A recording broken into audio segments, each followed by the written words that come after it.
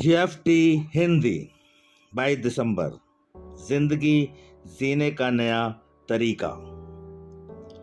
अंत में जब हमें पता चलता है कि हम नशे के साथ या नशे के बिना इंसान की तरह जब जी नहीं सकते, तब हम सब एक ही भ्रमजाल का सामना करते हैं। या तो जैसे भी हो, आखिर तक नशे के साथ, कैद खाने, संस्थाओं या मौत तक चलते रहें, या फिर जीने का एक नया तरीका ढूंढे। बेसिक टेस्ट पृष्ठ 78। सक्रिय एडिक्शन का सबसे बुरा पहलू क्या था? हम में से बहुतों के लिए यह पहलू यह नहीं था कि हम किसी दिन अपने इसी बीमारी में मर जाएंगे। इसका सबसे खतरनाक पहलू यह था कि हम रोज जिंदा मौत के अनुभव से गुजर रहे थे। जिंदगी की अर्थहीनता का सिलसिला कहीं पर भी खत्म होता नजर नहीं आ रहा था। हम भटकते प्रेतों की तरह अपने को महसूस करने लगे थे, ना कि अपने को आसपास के संसार के जीते जागते और प्यारे भावों के रूप में अपने आप को महसूस करते थे। लेकिन सुधार में आकर अब हमें यह भरोसा हो गया है कि यहाँ पर हम किसी उद्देश्य से आए हैं, और वह है हम अपने को प्यार करें और दूसरों को भी प्यार करें।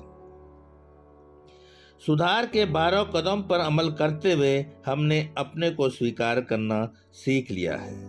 उस आत्म स्वीकृति के कारण ही आत्मसम्मान का भाव भी हम में जागृत हुआ है। हमने देख लिया है कि हम जो कुछ करते हैं उसका प्रभाव दूसरों पर भी पड़ता है। वे सब जो हमारे चारों तरफ बिखरे हुए हैं, हम भी उन्हीं में से एक हैं, और वे सब भी हमारा ही हिस्सा है। अब हमने दूसरों पर विश्वास करना शुरू कर दिया है और उनके प्रति अपने उत्तरदायित्व को भी स्वीकारना शुरू कर दिया है।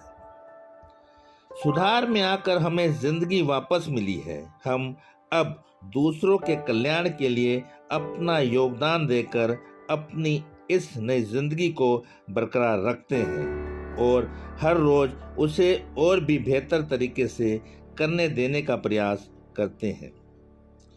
इस तरह हम 10वें, 11वें और 12वें कदम पर अमल कर रहे हैं।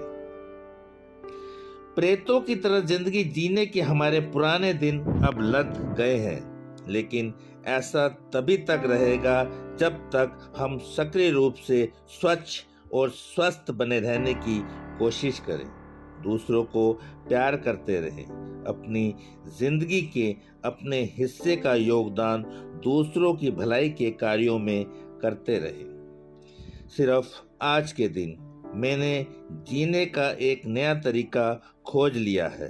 आज मैं दूसरों की प्रेम पूर्वक सेवा के रास्ते पर चलूंगा और अपने स्वयं को भी प्रेम करूंगा।